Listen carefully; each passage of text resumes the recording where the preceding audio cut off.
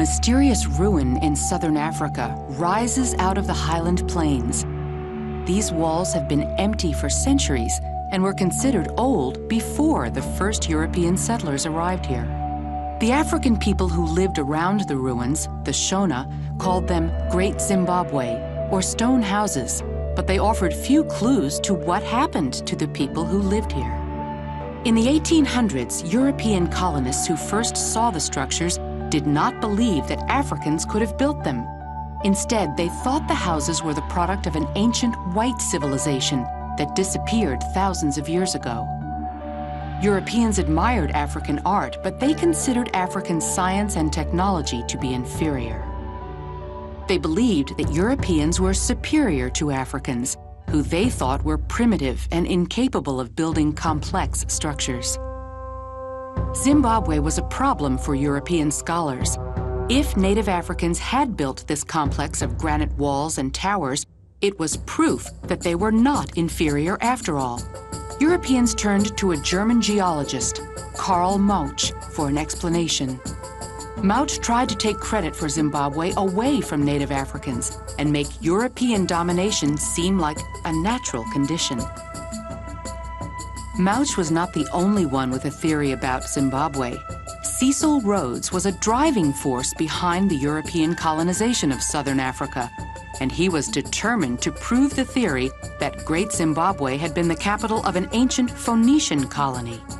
To prove his theory, Rhodes hired Richard Hall to inspect the ruins. It was Hall's job to protect Great Zimbabwe, but in his eagerness to find evidence of the Phoenicians, he stripped the ruins of all its artifacts. Archaeologists in England raised a huge outcry over Hall's poor treatment of the site, and they demanded that he be replaced. So an unbiased professional archaeologist was sent in by the British Association for the Advancement of Science in 1906, a fellow by the name of David Randall McIver, who conducted brief excavations in what was left of archaeological deposits at the site, and came to the conclusion that they were entirely of African origin and medieval in date, and he even estimated the age for the elliptical building at somewhere in the 15th century due to his knowledge of the Chinese glassware found in the site. MacIver found that Great Zimbabwe had been part of a thriving African culture. It was home to skilled artisans and stonemasons who built the complex, and it was a magnet for trade from as far away as China. In the 1300s, Europe was in the Middle Ages, but Great Zimbabwe's master masons began work on their most enduring monument, the Great Enclosure. MacIver's findings shocked the white-dominated government of Rhodesia, where Great Zimbabwe stood. At the time, the idea that Africans were capable of an achievement on such a scale disproved the colonial view that Africans were uncivilized. The Rhodesian government rejected MacIver's findings and covered up the truth until 1929, when English archaeologist Gertrude Caton Thompson confirmed his findings. In 1979, after years of civil war, Rhodesia came under black majority rule. The new government changed the name of the country to Zimbabwe, out of respect for the ancient culture that had come before them. Today, much remains unknown about the rise and fall of Great Zimbabwe. But the people of present-day Zimbabwe will continue to explore their past. And with the help of archaeologists, it is possible that we may one day uncover the long-hidden secrets of the men and women who built this medieval wonder.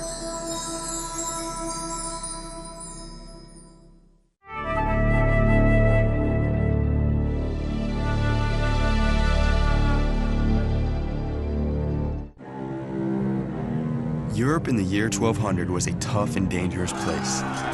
Society was strictly divided into social classes.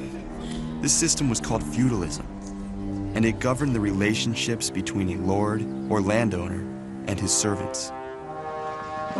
Wealthy and powerful noblemen called lords fought each other for control of the land and the people who lived on it. A lord's strength depended on his ability to defend his land and his property. To do so, he needed two things: a castle and an army. The best sites for castles were high on a mountain or on the banks of a river or atop a rocky cliff.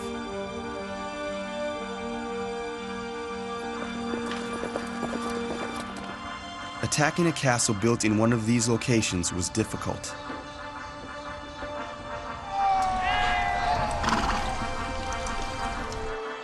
There was usually only one direction from which you could approach a castle, and that side was carefully guarded.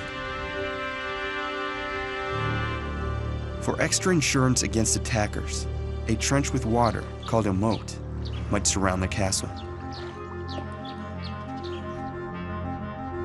Watchtowers manned by armed soldiers were built at intervals along the outside wall.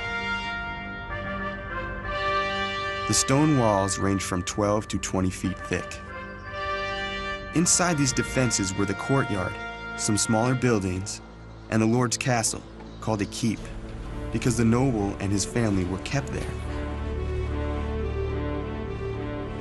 Life inside the castle, even during peaceful times, was anything but luxurious. After all, defense and safety were the main considerations. Comfort took a back seat.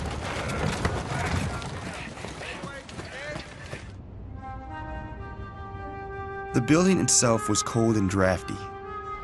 An army of servants was needed to keep warm fires going 24 hours a day. There were only a few actual bedrooms. The Lord, his family, and often his servants shared one bedroom. Toilets were built into the outer wall and might end in a ditch or the moat. The kitchens were just a group of sheds in the courtyard. Food was unlikely to arrive hot at the table after being carried through the open air and up the drafty staircases.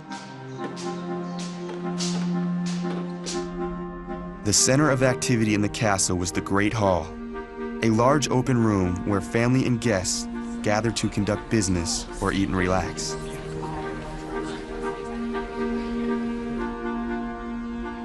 A chapel-worthy household could attend Mass reflected the importance of the Catholic Church during the Middle Ages.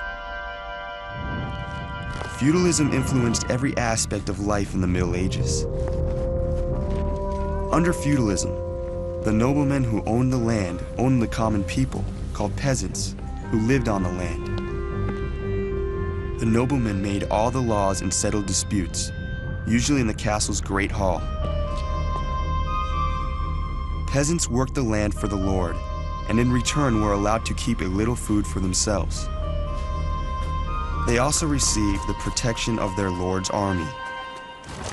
These medieval armies were composed of soldiers called knights, some of whom were land-owning noblemen themselves. Knighthood was a great honor, and there were two ways to achieve it. You could inherit the title from your father, or you could work your way up. Either way, men trained for knighthood from the time they were young boys. A future knight learned to ride a horse, and he learned the rules of chivalry, including skill in arms, loyalty to his lord, generosity, courtesy, and service to God. At around age 13, he joined a noble's house as a squire, where he learned to use weapons and to care for horses and armor. Around the age of 20, the squire became a knight. During the 15th century, the Middle Ages gave way to the Renaissance, a rebirth of intellectual activity that led to new ideas about government and the role of the church. Feudalism collapsed, and the age of chivalry and shining knights became the stuff of legend.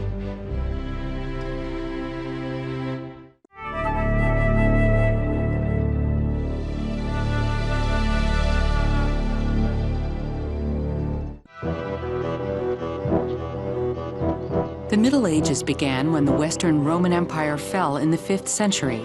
This period lasted for hundreds of years. Without the Romans to provide protection, medieval Europe became a violent and dangerous place. frequent foreign invasions by Vikings, Magyars, Muslims, and other raiders weakened European rulers so that they could not maintain law and order. Seizing the opportunity, wealthy nobles seeking to expand their power and land holdings began fighting one another for territory. Out of this chaos emerged a new political and social system called feudalism. Because European kings weren't strong enough to control the battling nobles who were challenging their power, they struck a deal with them instead. In a formal ceremony, a monarch would give a noble a fief, or grant of land. The monarch also promised to protect the noble. In exchange, the noble swore an oath of loyalty, vowing to be faithful to his lord, the monarch, and to supply him with armed warriors and other services.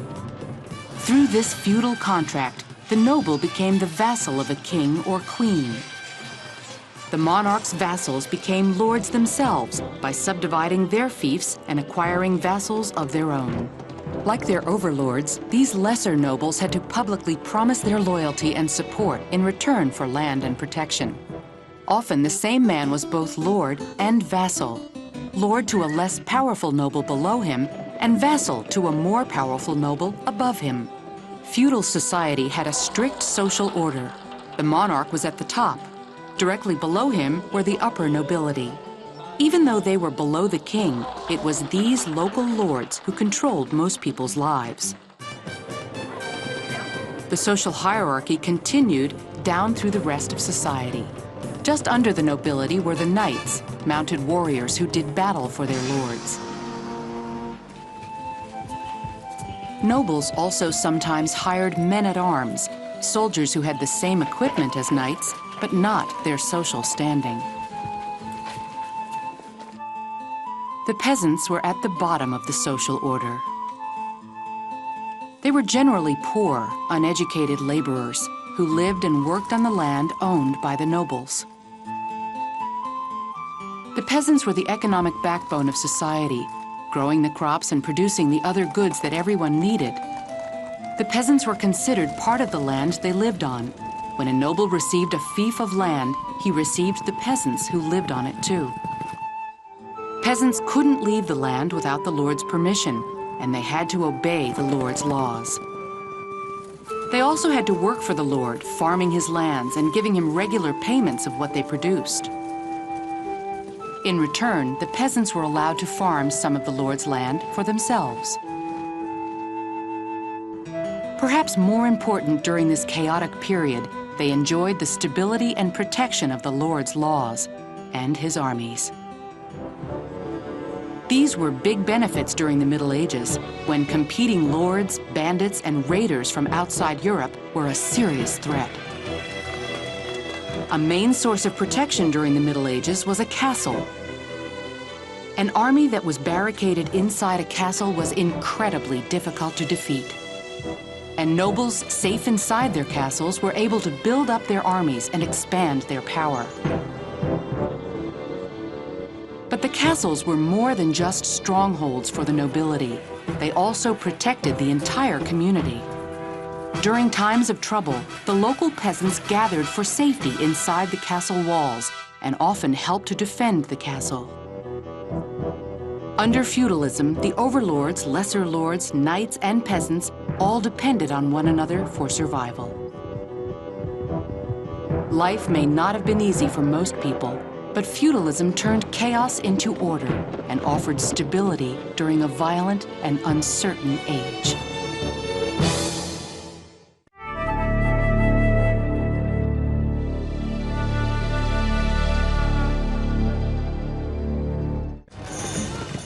The battle to control the Holy Lands began more than 1,000 years ago. In medieval times, European Christians set out on a series of crusades to try to win back the region from its Muslim rulers. It was a struggle between not only armies, but faiths. Over the course of 2 centuries, from 1096 to 1291, the Crusaders launched 8 major expeditions and countless smaller efforts. Return to the year 1095. The Christian world is split. In the West, Roman Catholic Europe is a collection of small states and kingdoms. To the east, the Orthodox Christian Byzantine Empire is controlled from Constantinople, which would later become Istanbul in Turkey.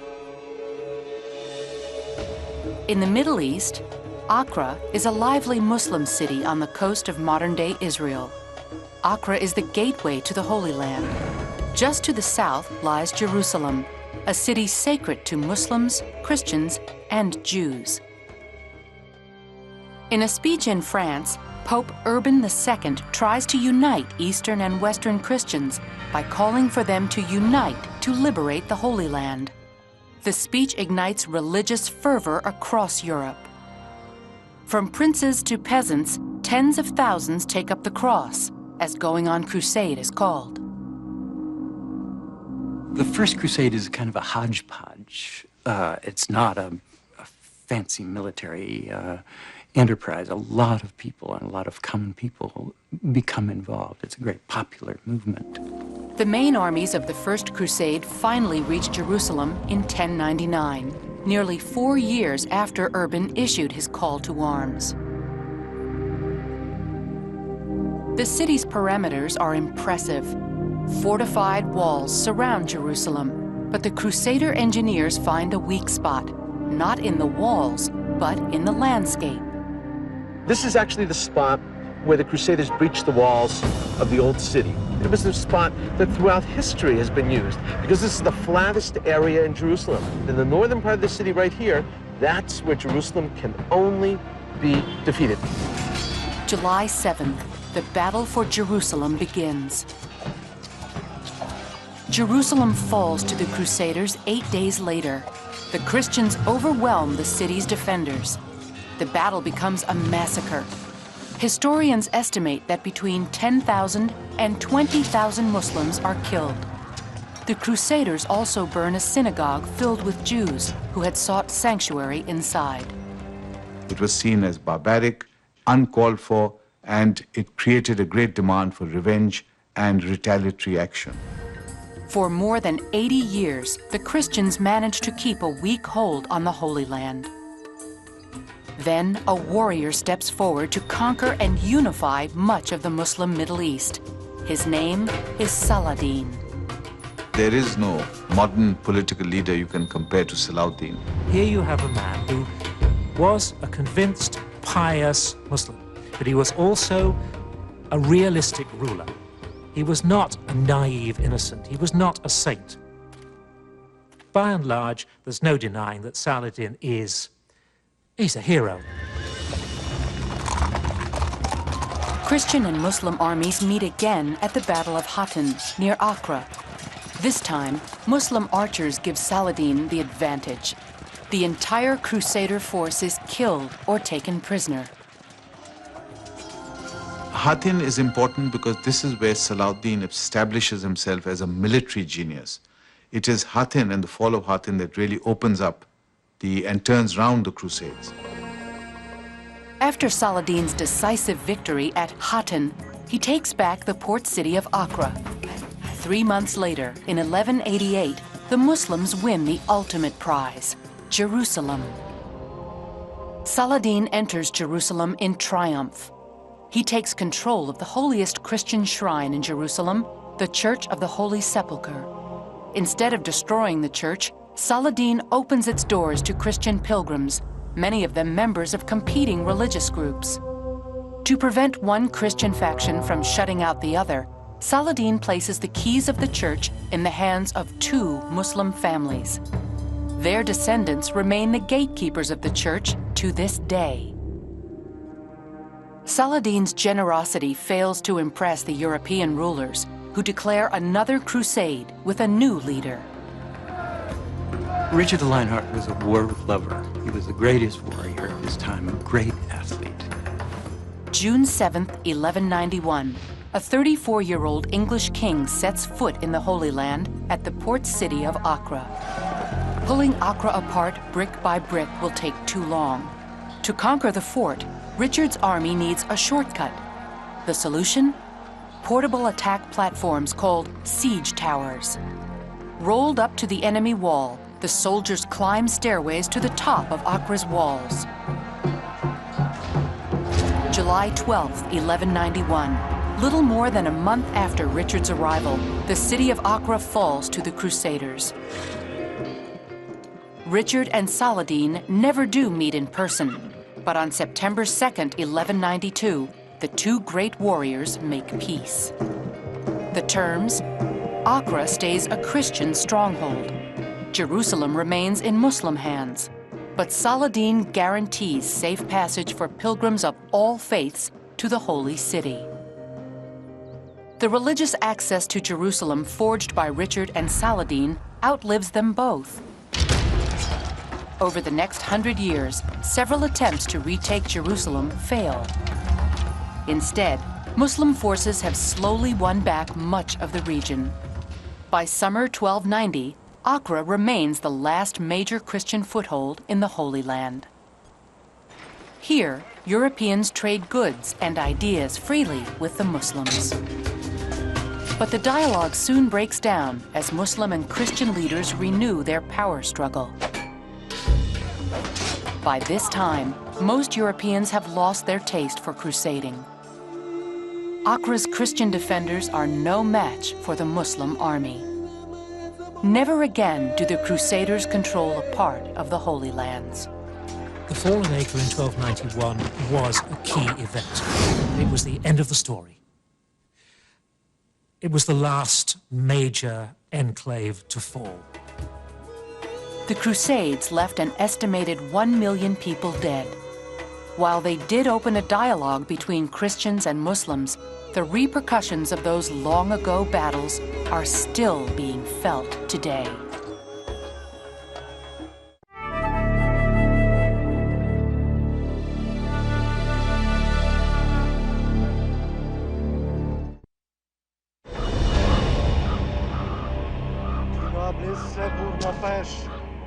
During the middle of the 14th century, plague spread across Europe, killing millions of people.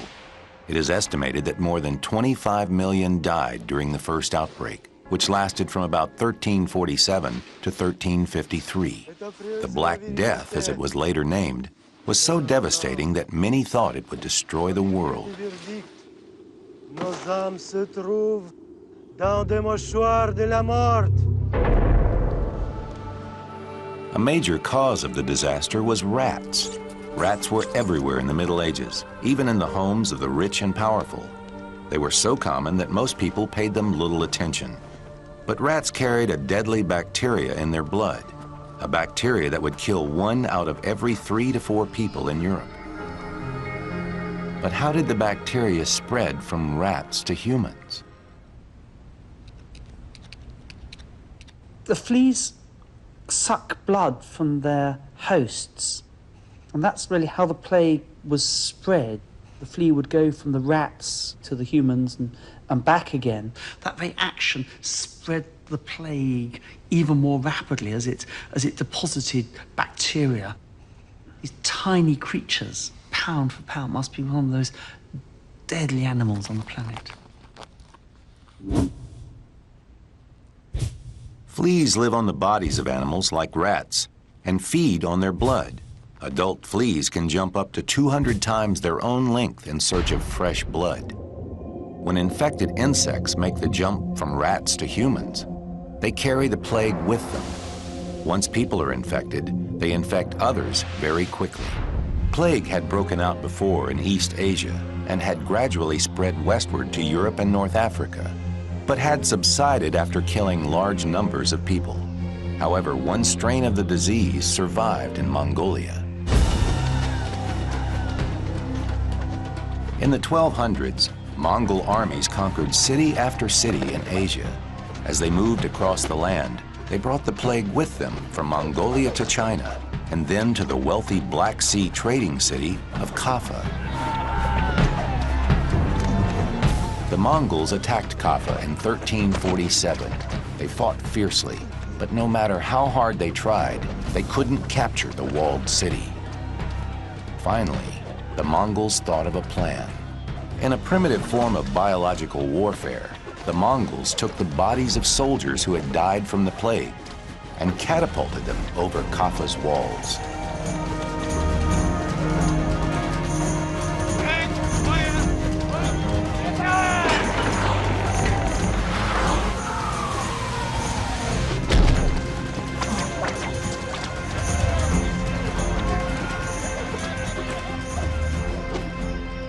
The people of Kaffa fell victim to the plague, and the Mongols took the city.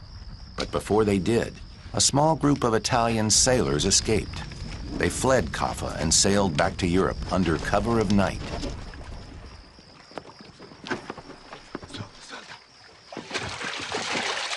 Some of the sailors were already infected from breathing Kaffa's contaminated air. The rats on the ship took care of the rest.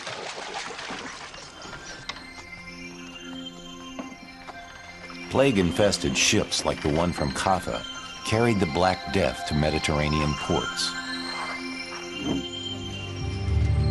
When the sailors reached these places, it was as if they had brought evil spirits with them. Every city was poisoned by the contagious pestilence. Men and women died suddenly. While they hugged and kissed us, they were spreading the poison.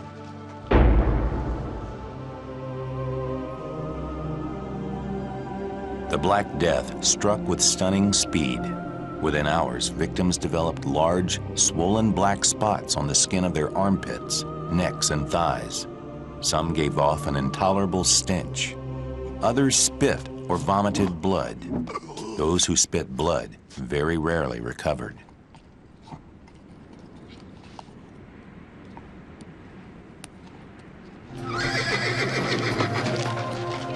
Thousands of people fled the cities for their lives. They left their homes and their loved ones and headed for what they hoped was the safety of the countryside.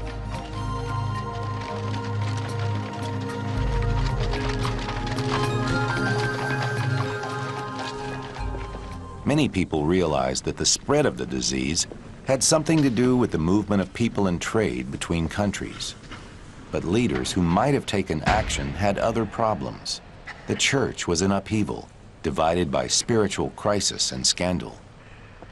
And England and France, two of Europe's kingdoms, were embroiled in the terrible conflict known as the 100 Years' War. Despite war and plague, it was business as usual for European merchants. Goods and rats from the Middle East kept arriving in European ports, and traders moved across the continent selling their wares.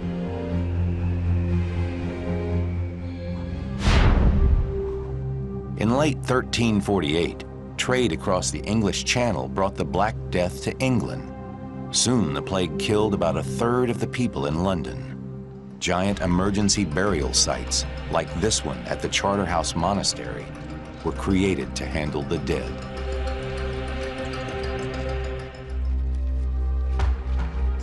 Then, as quickly as it came, the plague was gone. But it would return several times until the 18th century. There's probably two reasons why the Black Death outbreak came to an end. One is that the population that survived had some form of natural immunity to the bacillus. The second is that the rats that were carrying the plague themselves died. The plague, which had ravaged Europe for 6 years, was over for a while.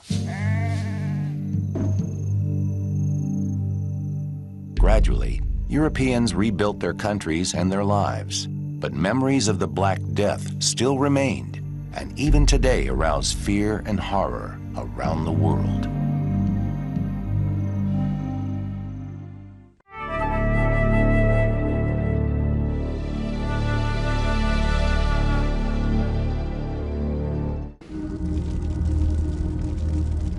Rome and the Western Roman Empire fell in 476, but the empire did not disappear overnight. In fact, the Eastern Roman Empire, which later became known as the Byzantine Empire, survived another 1,000 years. While the cities of the Western Roman Empire were crumbling, the Byzantine Empire prospered and preserved the heritage and traditions of Rome. But it also borrowed heavily from other traditions. Byzantine civilization blended Christian religion, Greek art, science, and philosophy, and Roman engineering and law. The Byzantine capital, Constantinople, became the new Rome. Built on the ruins of the ancient Greek city of Byzantium, Constantinople was located on a major trade route between Europe and Asia.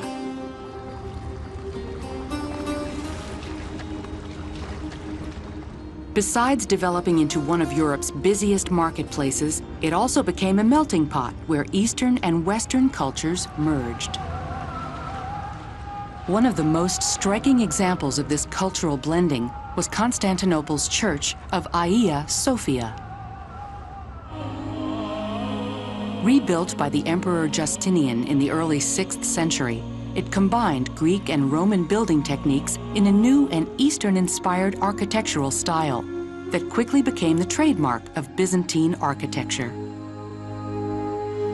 This domed structure, almost a city in itself, became the emotional center of the Eastern Christian world.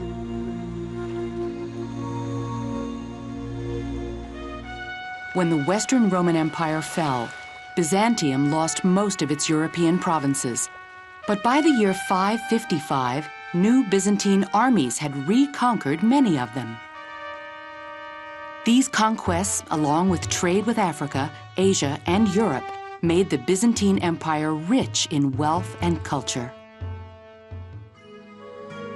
Merchants, scholars, and missionaries traveled throughout the Byzantine Empire and beyond, spreading the ideas and writings of a culture built on Greek, Roman, Persian, Egyptian, and other influences.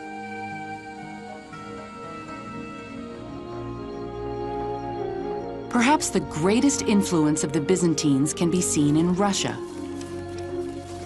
According to an early history, Prince Vladimir of Kiev was so impressed by the wealth and beauty of Byzantine civilization, he adopted Byzantine Christianity and arranged for the mass conversion of his people.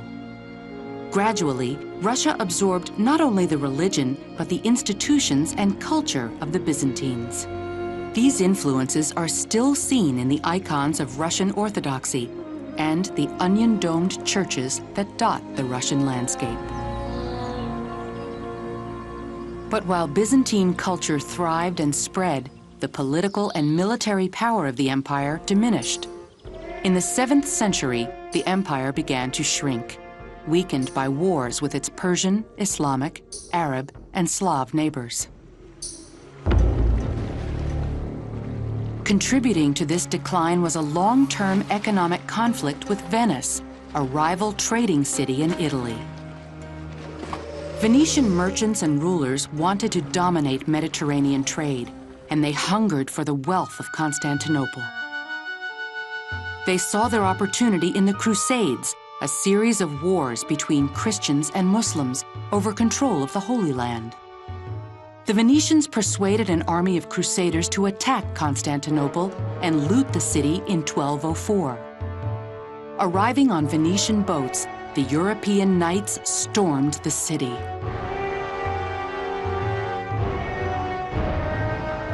For 3 days, the invaders pillaged and plundered.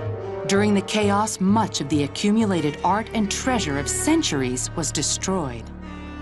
Most of what was not destroyed was boxed up and shipped to Venice.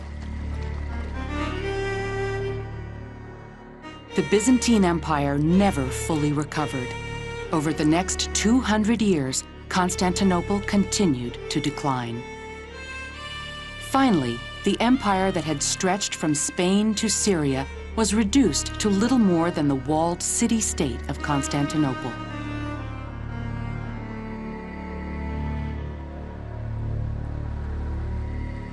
Byzantium's end finally came in 1452, when the armies of Sultan Muhammad II of the Ottoman Turks attacked Constantinople.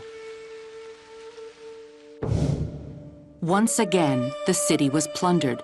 But unlike the Venetians, the Ottoman Turks weren't looking to loot the city and leave. They wanted the city itself. The Sultan made the city his capital, and it was eventually renamed Istanbul.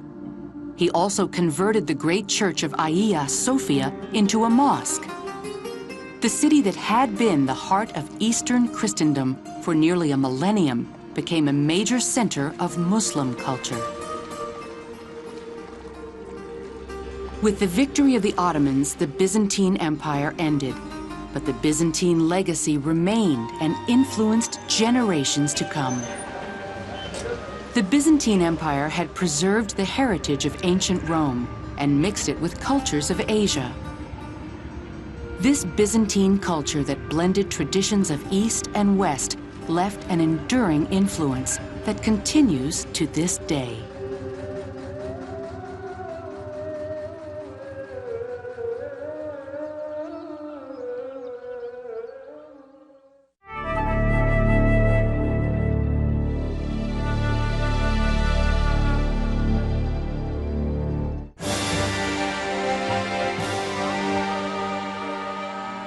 The Ottoman Empire experienced a golden age between 1520 and 1566. During this time, Suleiman led the empire as Sultan, a title given to the ruler of Muslim countries. Under Suleiman, the Ottoman Empire reached the height of its power and prestige. Suleiman turned the capital city of Constantinople, now called Istanbul in present-day Turkey, into the center of a vast Muslim empire that eventually spread to Central Europe, North Africa, and Persia, modern-day Iran. When he first came to power after the death of his father, no one suspected that Suleiman would become the empire's greatest sultan. Muslims respected him and came to call him the lawgiver. He was a patron of literature and the arts. He surrounded himself with writers, painters, and musicians. He even wrote poetry himself. He hired great architects to build magnificent mosques and other buildings throughout the empire.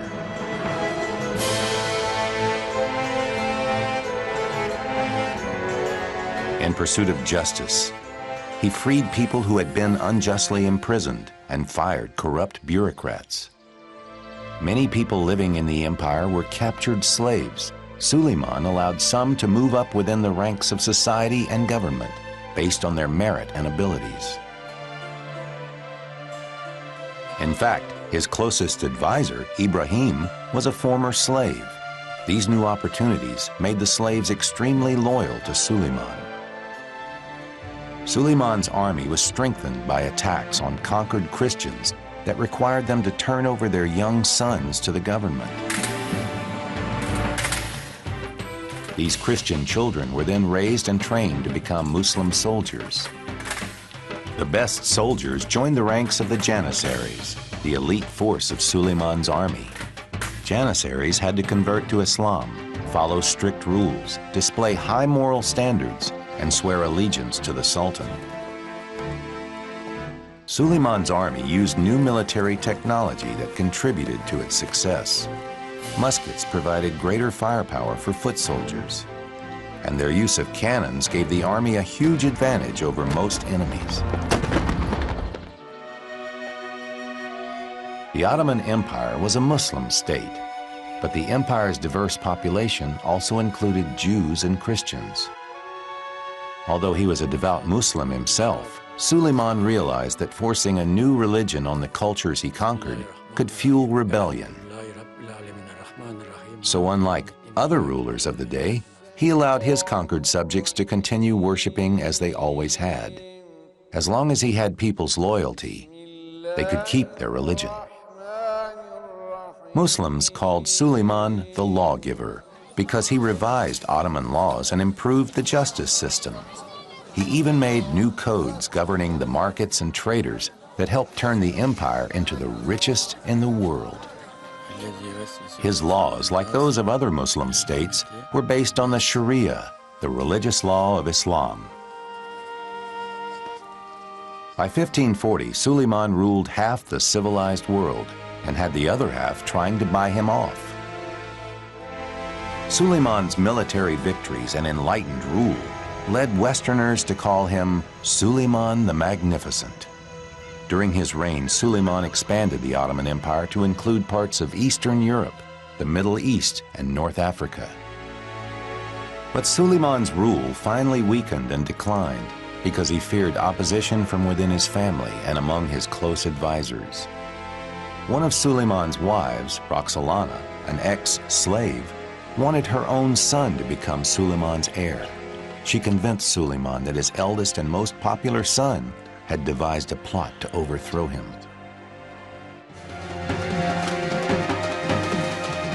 In 1553, to stop this perceived takeover, Suleiman had his son and many others murdered.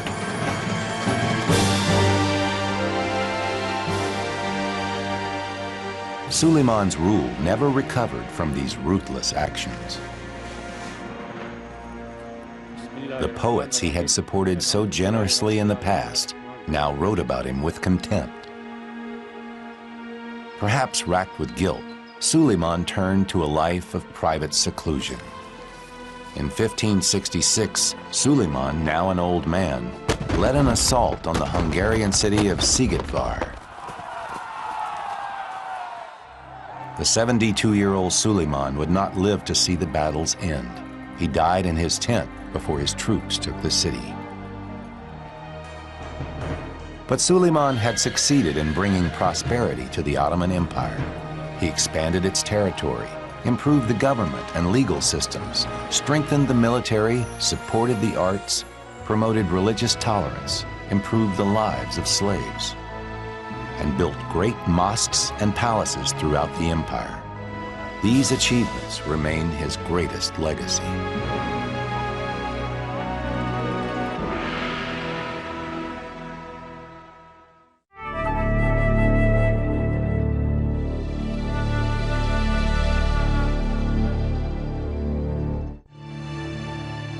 Japan, from around the 1200s to the 1600s, was a feudal society. The emperor presided over a splendid court at Heian, but the real power lay in the hands of a supreme military commander called a shogun.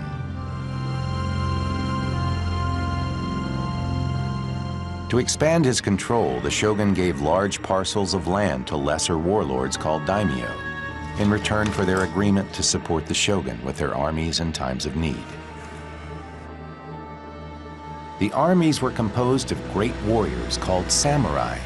In return for their unswerving loyalty, the daimyo rewarded the samurai with gifts of land. With the aid of the samurai, the daimyo were able to control Japan for more than 400 years.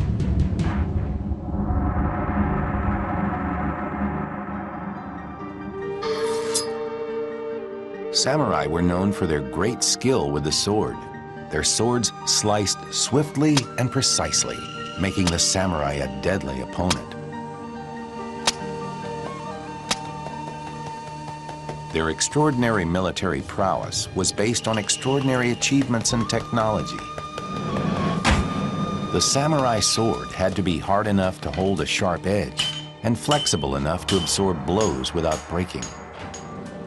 Japanese sword makers were among the first to solve this problem, creating a blade that was both sharp and resilient, and they did it more than 800 years ago.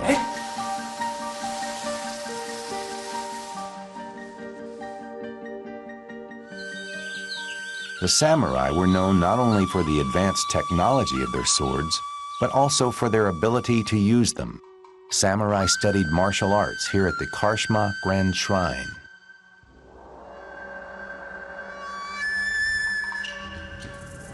Like a chess player, a samurai always thought several moves ahead. A samurai learned hundreds of combinations of moves and trained relentlessly until his strokes became second nature and his mind, body, and sword moved as one.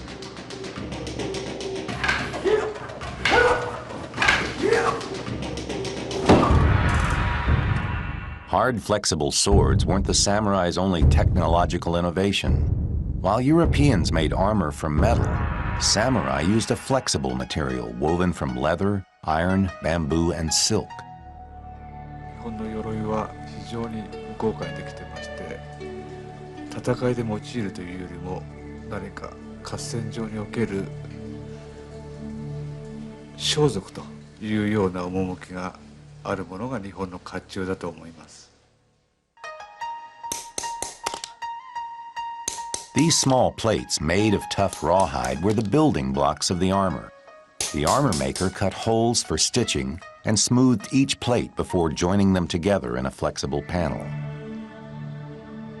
These overlapping panels helped cushion a sword's blow, and because they were flexible, they bent with the blade's impact, which made it difficult for the opponent to do any damage. But 300 years after the samurai rose to power, a new invention changed their way of life forever. In the mid-1500s, a samurai warlord bought a new weapon from Portuguese traders. He turned it over to his master swordsmiths. Within 50 years, the Japanese were making more guns than any country in Europe. Soon, warlords were fighting each other with armies of up to 60,000 warriors, including thousands of gunners.